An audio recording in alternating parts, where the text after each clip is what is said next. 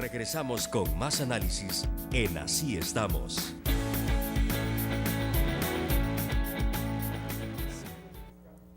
Rudolph Giuliani, experto mundial contra el crimen, al menos así es como se conoce, y exalcalde de Nueva York, que redujo sus tasas de criminalidad, ha dicho: el tema científico es importante en la lucha contra el crimen. Pues el tema científico en el país es medicina legal, de alguna manera. Y en el último acuerdo de la interpartidaria, en Ataco, los partidos dijeron: vamos a apoyar precisamente la creación de un instituto de medicina forense o darle a esto una viabilidad que ya antes se había propuesto y no fue aceptado. Ha transcurrido el tiempo, seguimos con muchos problemas y medicina legal hoy enfrenta el reto de un nuevo director, que es también algo que no deja de ser duda del por qué y cómo se están tomando estas decisiones. Pues la finalidad de esta plática con el doctor José Miguel Fortín es eso, encontrar lo que está pasando ahora y un poco a futuro, en el futuro de medicina legal. Doctor, gracias nuevamente por estar con nosotros. No, muchísimas gracias a usted, don Rafael, gracias. Primero, se va con esto que menciona una de las magistradas de la Corte, que hay anomalías en su administración. ¿Qué es eso? Bueno, eso es evidentemente que no le soy muy simpático a la señora en cuestión, ¿verdad? Y evidentemente digo, por mi forma de actuar y hablar, pues no le soy simpático a todo el mundo, ¿verdad? En ese sentido, pues tengo amigos en la Corte, tengo personas que no son tan amigas, pero la realidad es que me voy después de que termina un proceso de amparo que tal vez usted lo recuerde, yo había promovido varios años atrás en un programa, no recuerdo en cuál, no recuerdo si aquí mismo, cuando yo dije estoy promoviendo un proceso de amparo para que todo el mundo sepa que puede recurrir a la ley y que después de todo, cuando el amparo se gane o se pierda, pues entonces yo me voy a retirar de medicina legal. Entonces alguno de los televidentes, probablemente escéptico, porque escépticos estamos acostumbrados, acostumbrados a que los políticos y los funcionarios sean mentirosos, pues entonces de alguna manera hizo esa referencia, dijo: mentira, lo que el señor quiere es un huesecito, me acuerdo perfectamente de la expresión, que supongo que se refería a que quería el salario de medicina legal y no se va a ir nunca de ahí.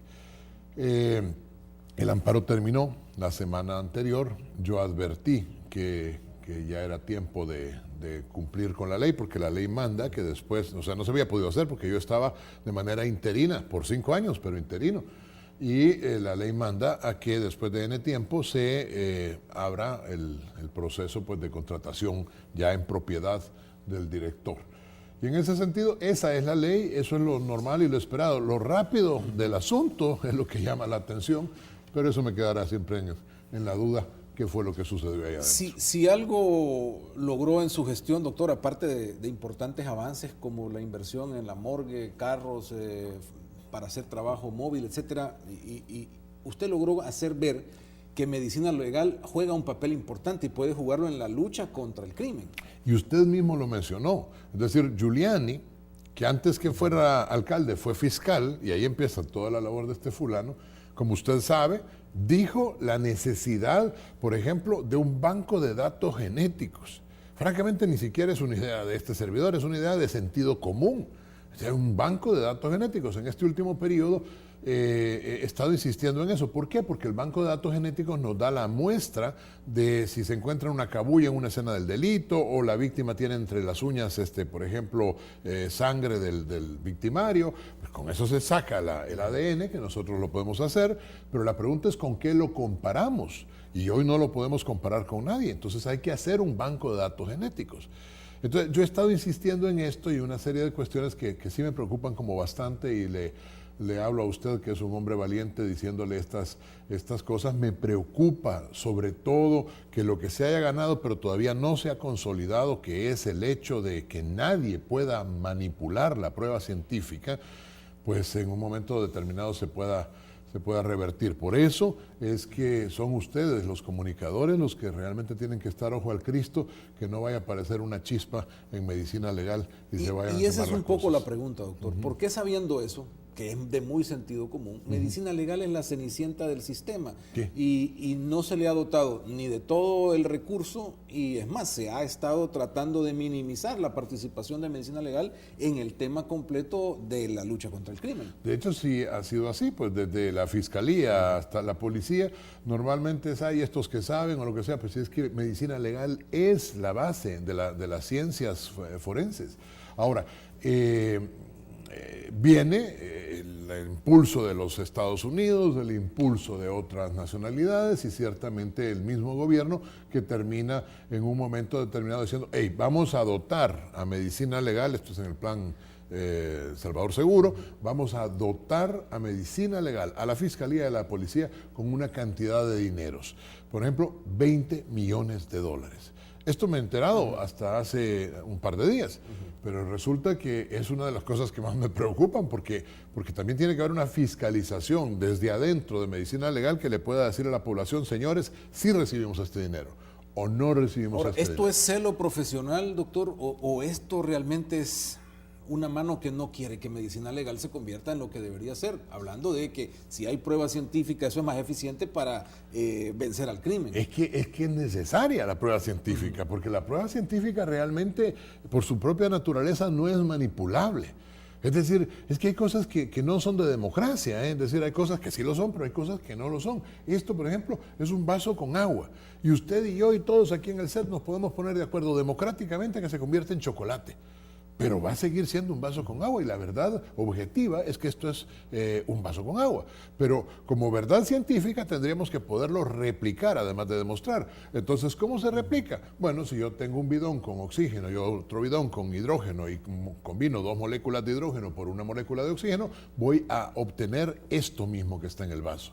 Entonces, la replicación y la demostración son elementos esenciales en la prueba científica y por tanto nadie puede manipular interpretaciones. Es decir, si yo, por ejemplo, con ciencia forense vengo y estoy ocupando de ejemplo nada más el caso que usted mencionaba recién antes de que empezáramos a platicar.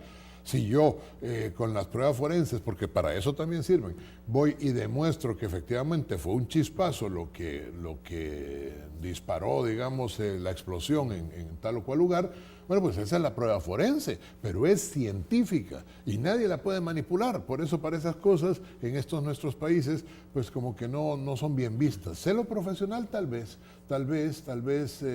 lo que es bastante infantil además, es decir, esto de...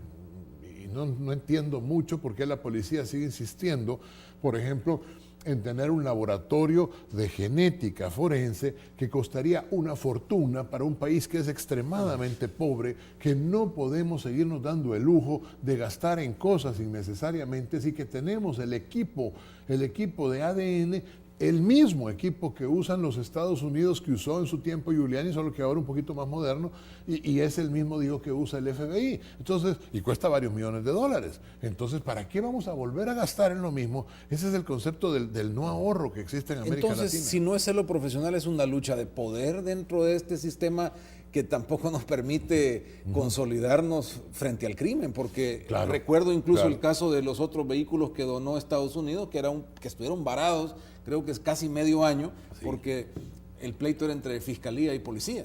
Por eso, exactamente por eso digo que no me queda del todo claro, porque hay cosas que le digo con toda la sinceridad del mundo, don Rafael, yo no entiendo bien, no entiendo esos celos profesionales, ni entiendo, esto es mío, no, yo lo quiero hacer. Hombre, ¿y para qué? No, ¿por qué no lo podemos hacer todos? Es como que medicina legal viniera y dijera, hey, nosotros vamos a empezar a hacer, porque así se hace en otras partes del mundo, que lo haga medicina legal o el Instituto de Ciencia Forense, vamos a empezar a hacer las huellas dactilares. ¿Y para qué lo vamos a hacer si la policía tiene un equipo de huellas dactilares y debería tener, espero, un banco de datos que lo hace espectacularmente poderoso? Es decir, a la investigación.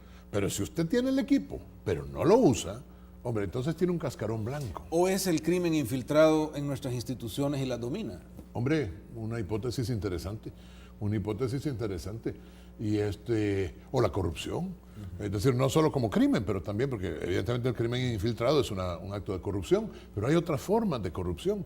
Y dice que medicina legal hasta el día de hoy ha tenido un sistema de protección para la corrupción, que es el anonimato de los forenses.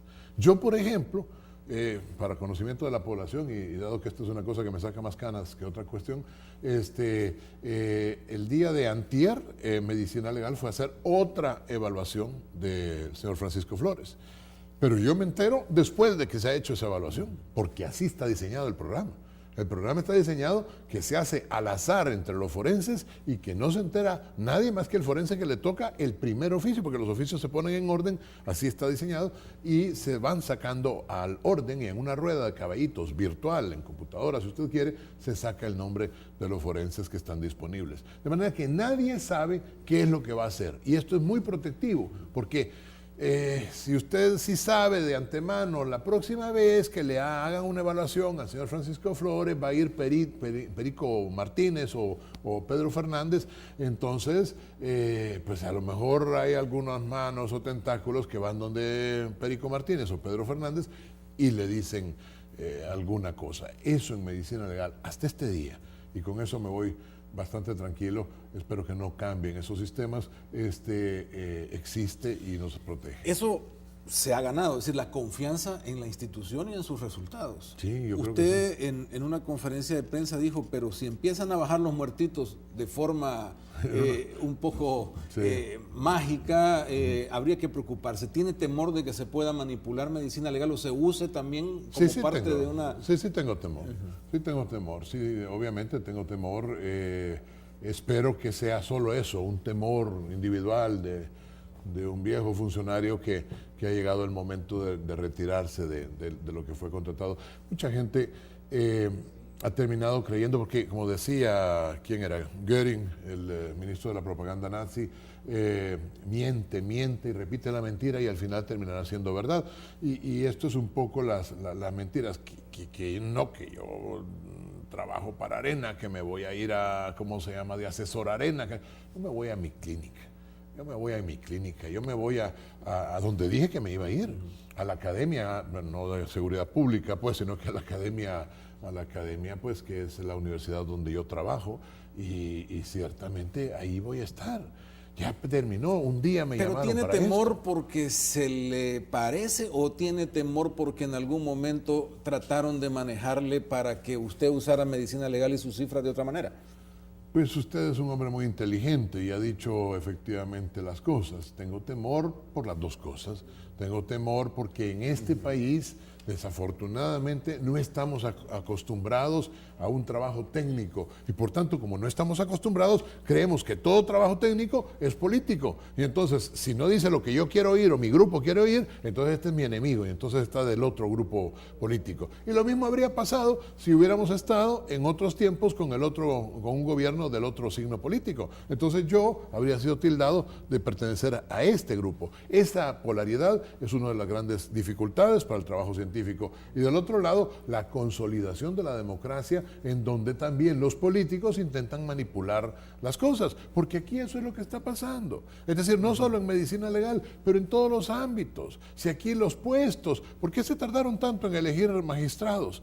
Hombre, porque estaban viendo cuotas de poder los políticos, y a ver quién me va a ayudar allá adentro de no sé dónde. Espero, todo parece indicar, que los magistrados que han elegido, por lo menos yo tengo muy buenas referencias de 4 de los 5 que han elegido. El quinto no es que tenga malas referencias, no tengo referencias, pero de 4 de los 5 sí tengo muy buenas referencias y espero sinceramente por el bien de la tierra nuestra, que esto funcione bien. Es decir, todavía falta la consolidación de una democracia que no consiste nada más en ir a votar, pero consiste en poder observar transparentemente lo que los funcionarios hacen.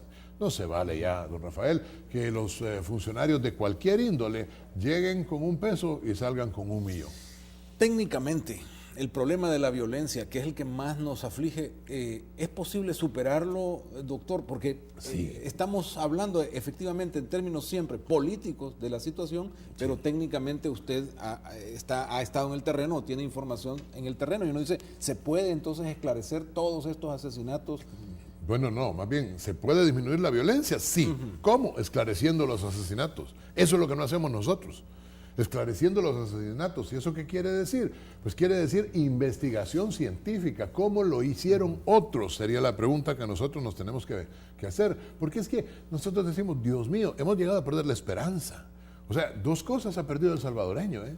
Dos cosas que son esencialmente importantes para el quehacer humano y para la salud mental. Primero, hemos perdido el sentido de asombro, de asombrarnos delante del dolor, de asombrarnos delante de la crisis.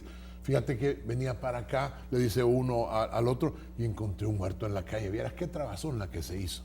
Esa expresión, señores, es una expresión que lo debe asustar a uno. Hombre, que es lo que uno habría dicho en otro momento. Hubo un muerto. Había un tipo que estaba tirado en la calle. No, aquí, fíjate que encontré un muerto y vieras qué trabazón la que se hizo. Es decir, hemos perdido el sentido del asombro. Y del otro lado, hemos perdido también la esperanza. La esperanza porque no creemos en los políticos.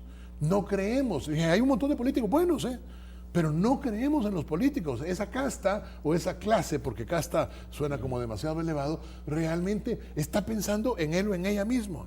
Y ese es un gran problema, porque entonces están buscando quién es el fiscal que me sirve a mí en mis intereses, quién es el magistrado que me sirve a mí en mis intereses, quiénes son las leyes que me sirven a mí en mis intereses. Y eso no se vale.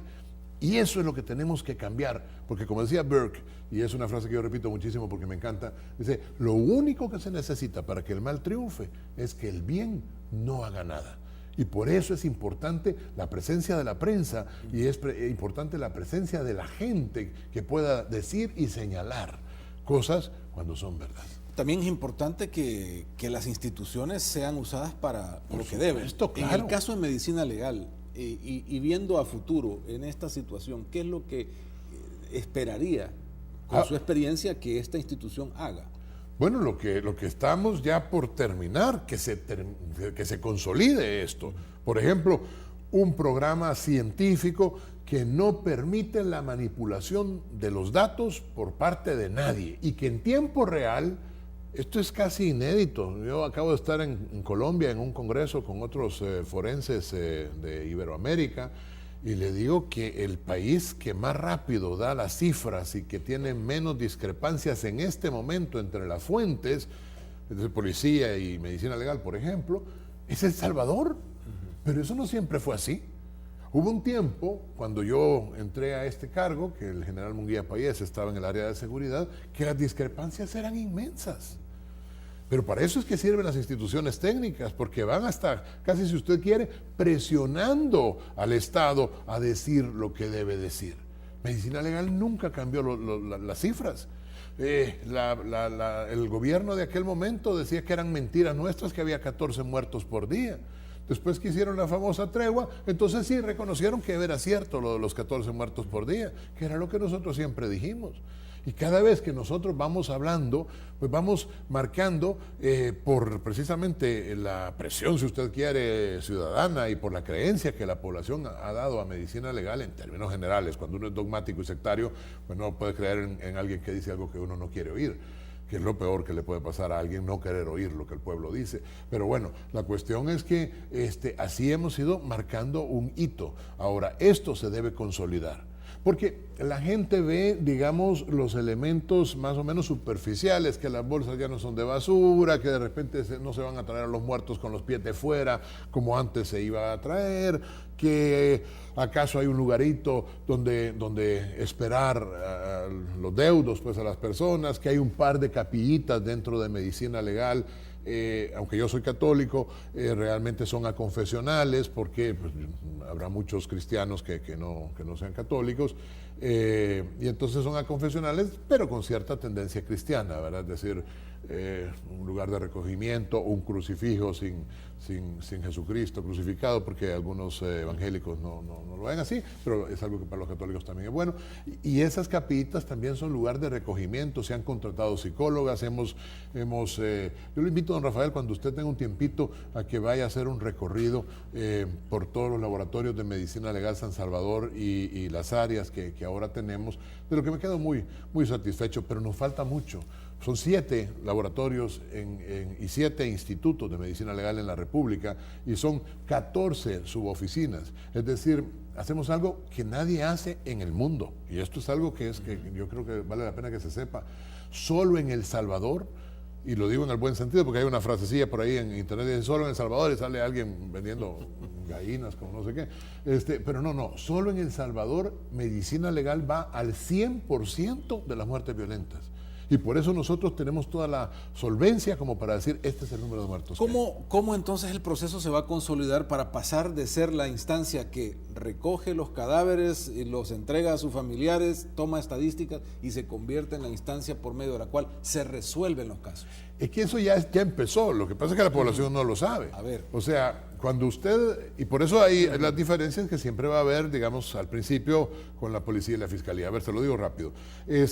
Hay un cadáver, llega la policía, la fiscalía y después medicina legal. En ese orden, medicina legal siempre llega al final, porque primero hay un acordonamiento de la policía para hacer la investigación policial, después la fiscalía hace la investigación y por último medicina legal. O sea que medicina legal, una vez más medicina legal llegó tarde, sí, porque desafortunadamente tenía que esperar los 3 horas que se tarda la policía en hacer el acordonamiento y todo lo demás, etcétera. Y otras veces llega tarde, porque tenemos muy pocos forenses y hay demasiado trabajo.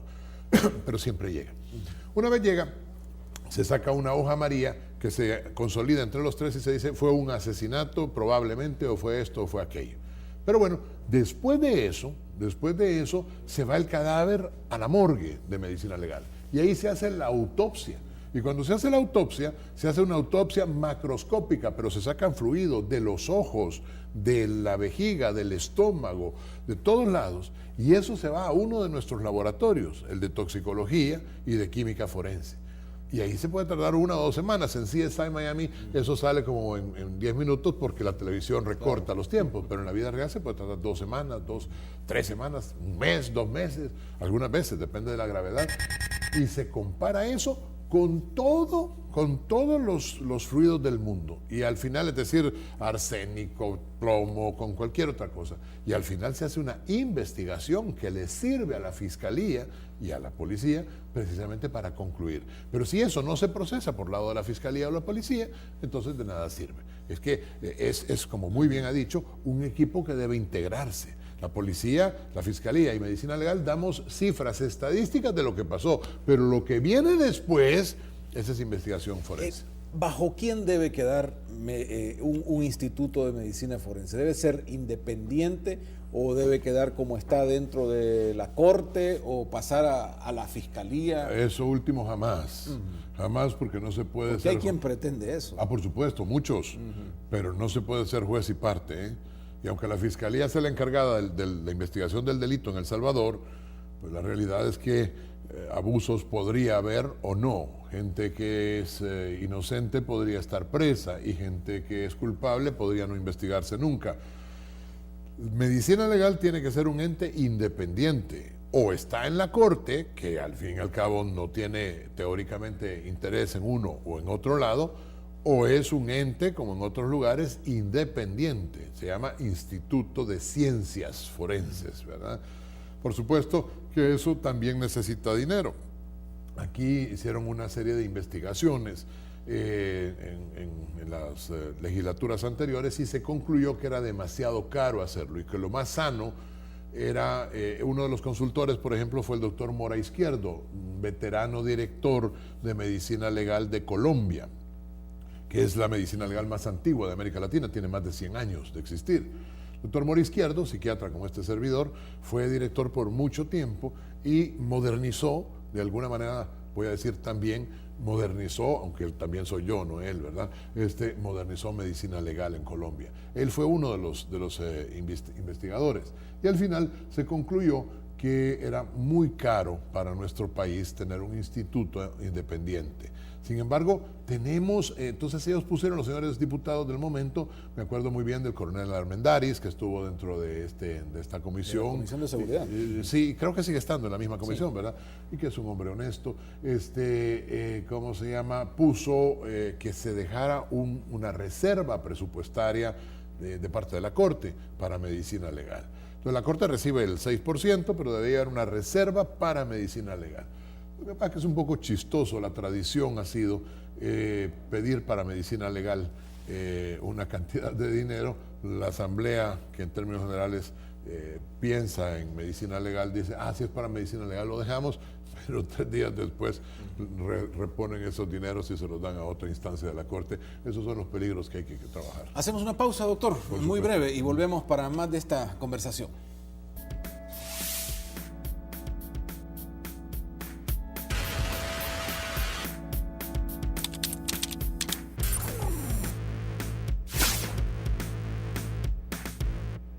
Bueno, la verdad es que el problema mío ha sido la rodilla, ¿verdad?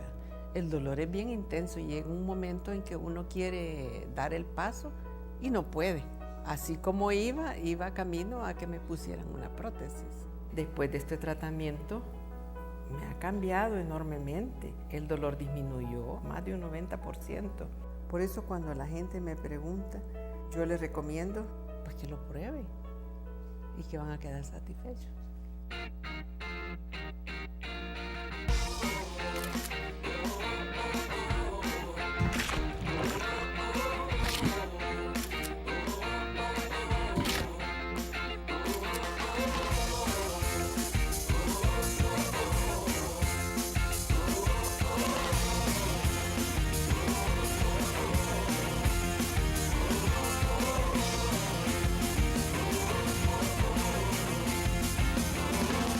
Del Río es pura diversión. Regresamos con más análisis en Así Estamos.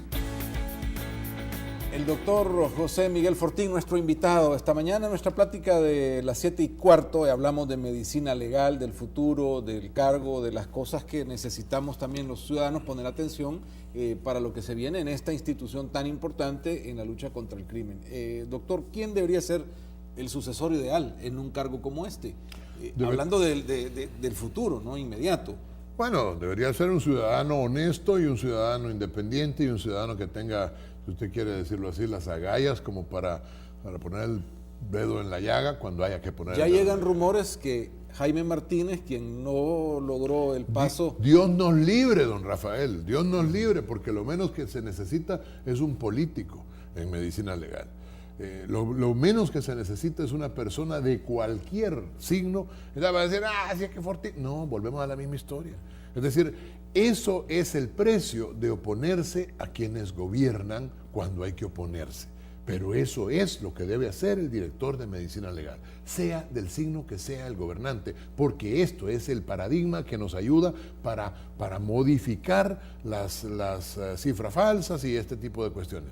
Dios nos libre que fuera Jaime Martínez y Dios nos libre que fuera Rodrigo Ávila, por ejemplo, al que aprecio mucho, dicho sea de paso. Pero Dios nos libre, porque son políticos y los políticos no pueden estar en un puesto técnico. Ahora, que hay inclinaciones políticas de todo el mundo por alguien vota, y si anula el voto, pues también esa es una forma de expresarse políticamente. Es decir, esos elementos existen, pero medicina legal es un ente que no puede ser el botín o el premio de consuelo de nadie. Porque en el momento que medicina legal se convierte en botín de alguien, lo mismo que la Contraloría de la República, es que la Contraloría de la República no debería de ser el premio de consuelo ni el botín de ningún partido político. Tienen que ser condiciones en donde los salvadoreños y las salvadoreñas puedan recurrir en un momento determinado, porque hubo mala praxis. Usted sabe que medicina legal, por otro lado, por ejemplo, es asuntos internos de la medicina. Y claro, también podemos caerle mal a los médicos. Y por supuesto a los que acusan a los médicos, que de repente quisieran que todos los médicos fueran condenados. Hay por ahí un licenciado a quien yo aprecio bastante, que desafortunadamente no entiende que tiene que haber un proceso de investigación. ¿Por qué medicina legal no acusó en su dictamen a tal médico? Pues porque no había pruebas. ¿Por qué sí acusó al otro? Pues porque ahí sí había pruebas. Entonces es asuntos internos. Asuntos internos. Ahora mismo me he enterado de un caso que me duele profundamente, sin conocer todavía a los padres de esta criatura, un niño que llegó a consultar en San Vicente varias veces a donde el médico, y el médico al final, grotesco y grosero como podemos ser los médicos, terminó diciéndole, bueno, ¿y cuál es el problema? No te voy a dar incapacidad. Enfrente del médico ese niño se desmayó y se murió a las pocas horas. ¿Por qué? Porque tenía una encefalitis y no sé qué problema extremadamente grave. Y la negligencia de ese médico aparentemente fue lo que hizo que este niño no tuviera otras oportunidades. Eso hace también medicina legal. Doctor, una última pregunta que no quiero desaprovechar porque su conocimiento y su experiencia en esto es valioso. No creo que se pueda resumir en tan poco tiempo, pero tratemos. ¿Cómo catalogaría usted lo que está pasando en términos de violencia en el país? Es decir, porque está usted conviviendo con el resultado de esa violencia. ¿Qué nos está pasando como sociedad y cuál es su conclusión después de todo este trabajo en medicina legal? No, por eso digo, es decir, no perdamos la esperanza. Sí se puede, sí se puede. Realmente lo hizo Giuliani, que fue el ejemplo que usted muy bien puso, pero no es el único. Miami, o Miami, como dicen ahora los que gustan en hablar Spanglish, Miami, realmente fue un sitio terriblemente violento, otrora, hace muy poco tiempo, hace 20 años, un lugar donde no se podía vivir. Y ahora realmente, sobre todo en el downtown y estas cosas, pero esto es lo que está cambiando, que cuando se pierde la impunidad, cuando las instituciones científicas actúan, cuando la población denuncia y observa, y esto que sí está cambiando ahora, porque si pasó antes o no lo sabemos nunca, porque usted sabe, perdón que me salga, pero hay tanta información que algún día otro tendremos el chance de hablar de esto aquí o afuera. Usted sabe que durante la guerra, todos los años hubo 5,000 muertos, no 4,999 ni 5,001. Todos los años fueron 5,000 muertos. 5,000 muertos. En 1990, 89, 88, 5,000 muertos. ¿Por qué? Porque no se hacía investigación. Entonces era el número cabalístico que se había escogido. Y después, cuando terminó la guerra, se agarraron a todos los homicidios y todas las muertes súbitas. Y todavía no se hacía esa investigación. Medicina legal ha ido cambiando las cosas. ¿Se puede hacer algo? En 3 palabras, sí, quitando la impunidad, quitando la desesperanza y ciertamente trabajando todos juntos. Doctor, muchísimas gracias. No, ha sido un verdadero placer contrario. tenerlo en nuestro programa Muchísimas gracias. Que nos dé ese aliento, primero en el tema de esperanza y segundo, pues hablar de tan importante institución que ha dirigido. Muy amable. Dios le pague. Vamos a los deportes después de una pequeña pausa y enseguida estamos con ustedes para cerrar nuestro trabajo de hoy. Doctor, muchas gracias. Comunícate con nosotros. Queremos conocer tu opinión.